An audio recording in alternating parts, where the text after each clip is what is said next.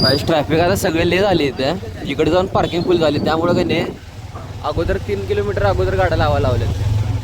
तर काय अजून आम्ही लाईनीत आहे आणि 11:30 वाजता लाईन सुरू केलेली. 3 वाजायला आले. म्हाताऱ्या माणसाने विचार करून नाही जायचं इकडं, नाहीतर यायचं ना.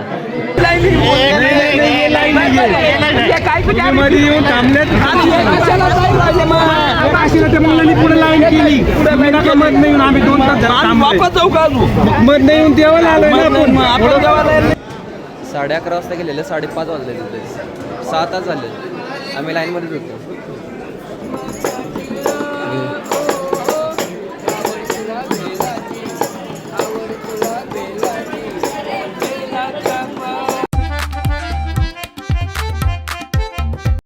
तर जय शिवराय मित्रांनो. तर आता वाजलेत 6 वाजायला आलेत आता.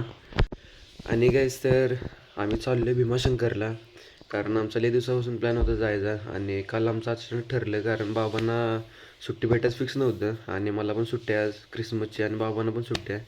तर काल रात्री आमचं अचानक ठरलं की जायचं. तर आता उठले तर आवरा आपण. आणि 1 तारखेपासून भीमाशंकर बंद होणार आहे 3 महिने. तर त्यामुळंच आम्ही आज चाललो आहे, कारण नंतर काय जायला भेटणार नाही. आणि लई दिवसापासून आम्ही जायचं म्हणायला लागलो आहे, तर काय जायला होईना झाले. तर काय आज जाऊया आपण. फायनली आज चाललो आहे आम्ही. तर आवरतो आणि तुम्हाला आता आवरून झाल्यानंतर भेटतो. तर काय आता आवरले आणि आता 6:45 वाजले आणि थंडी आज एवढी नाही आहे, अजून काय अंधारच आहे. तर काय आता बाहेर पडे 120 किलोमीटर दाखवावं लागले, तर 1-2.5 तास लागतील पोचायला. तर जा बाबा आणि मी चाललो आहे. बाबांचं पण आवरले.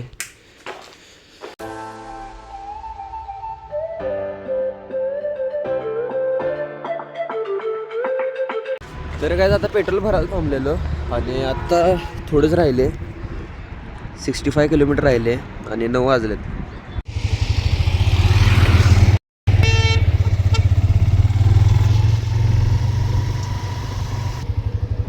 डिंबे धरण आहे.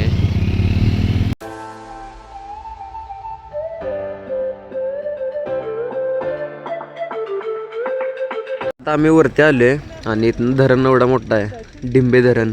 आणि आता इकडे थांबलोय आम्ही. इथं कांदा भजी खाणार आता. आणि आता वाजल्यात 10 वाजायला आल्यात आता. तर अजून इथून 35 किलोमीटर आहे भीमाशंकर. तर आता आपण जा अर्ध्या तासात पोचतो आपण.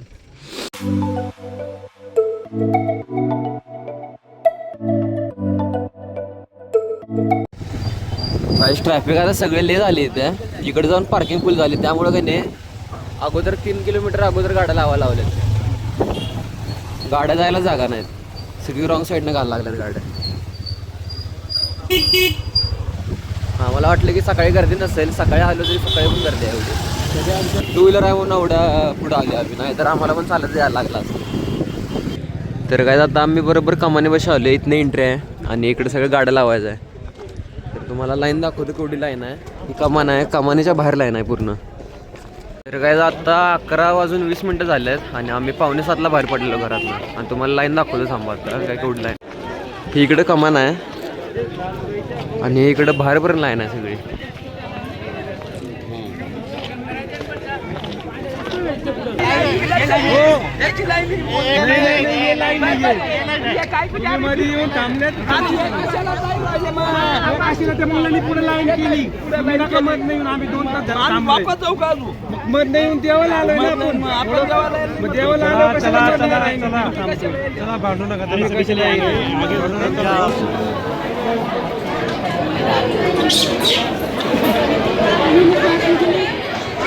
तर काय अजून आम्ही लाईनीत आहे आणि 11:30 वाजता लाईन सुरू केलेली. 3 वाजायला आले. 2:54 झाल्यात. 2:54 झाल्यात. ते अजून बघूया, अजून 1-1.5 तास तरी लागणार म्हणायला लागलेत, कारण आता आरती सुरू केल्या आणि 25 मिनटं अजून लाईन बंद केल्या. 20-25 मिनटं. मग अजून आता किती वेळ लागतो काय माहिती. 1-1.5 तास तरी लागणार अजून. म्हाताऱ्या माणसाने विचार करून नाही जायचं इकडं, नाहीतरी यायचं ना. तर काय इकडं मुखदर्शनाची लाईन आहे ही वाली आणि ही मेन दर्शन आहे. हे मेन दर्शनाची लाईन आहे आणि आकडे इथं आता महादेवाची पिंड आहे, ते टी व्हीवर लावले, इकडं पण दर्शन घेऊ शकते. आणि आता किती वाजले?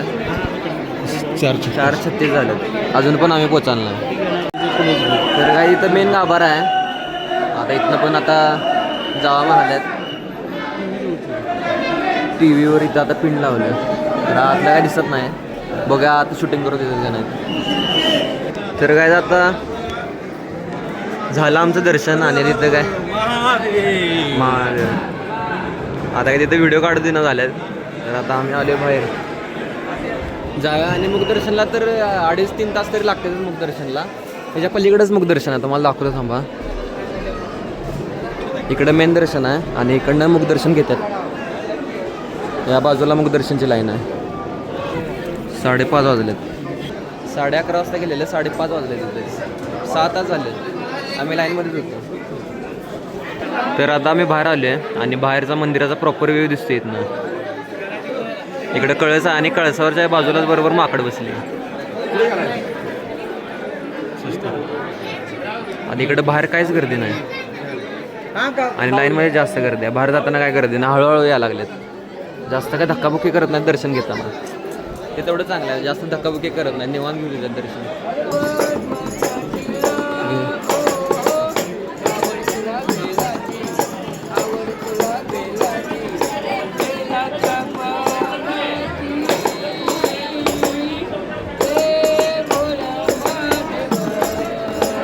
तर काय आता पावभाजी घेतल्या आणि सकाळपासून काय खायला नव्हतं. ते भजी सकाळी घेतली तेवढ्यावरच होतं आणि मध्ये सुटकॉर्न खाल्लं.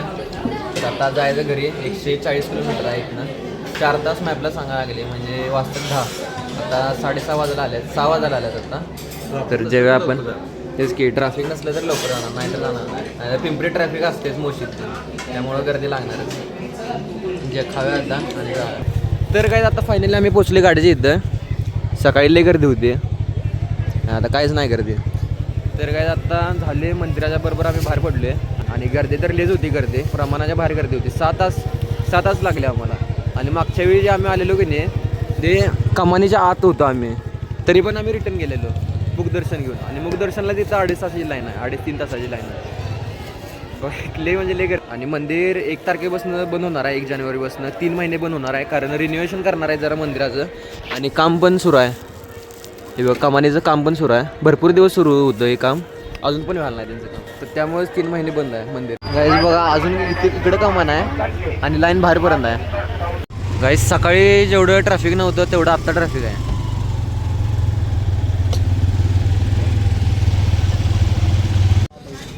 तर गाईज आता चहा प्यायला थांबलो आहे आणि इथनं आता 90 किलोमीटर राहिले आणि 6:30ला बाहेर पडलेलो. 8:15 वाजला आता. आणि मी चहा कधी पित नाही, तरी पण आज प्यायला लागले कारण वारं लागल्यावर झोप यायला लागल्या मागं बसल्यावर. तर चहा पिऊया आणि जाऊया.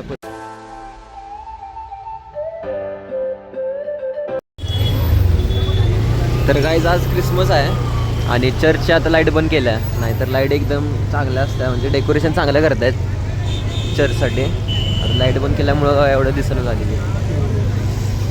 आता बंद झाले चर्च, सगळी आता बाहेरच गर्दी आहे.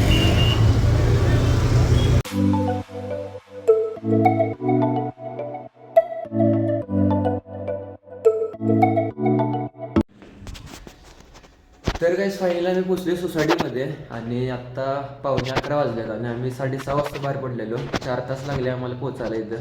आणि आम्हाला वाटलेलं आहे क्रिसमसमुळं काय एवढी तिकडे गर्दी नसणार, तरी पण गर्दी होतीच. कारण आता 1 तारखेपासून बंद होणार आहे, 3 महिने बंद होणार आहे आणि आता मार्च महिन्यात उघडणार. आणि उघडायची तारीख अजून फिक्स सांगितली नाही, रिनोव्हेशनमुळं बंद करणार आहेत ते मंदिर.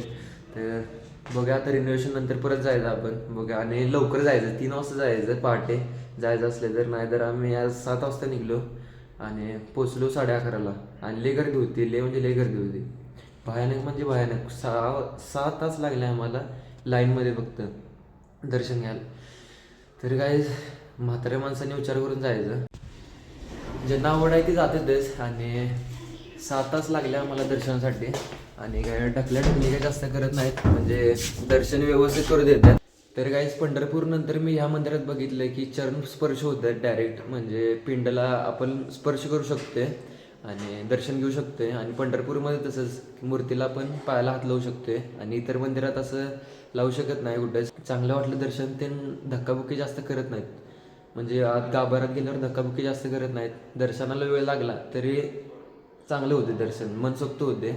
आता भेटूया आपण पुढच्या व्लॉगमध्ये. तर बाय गाईज.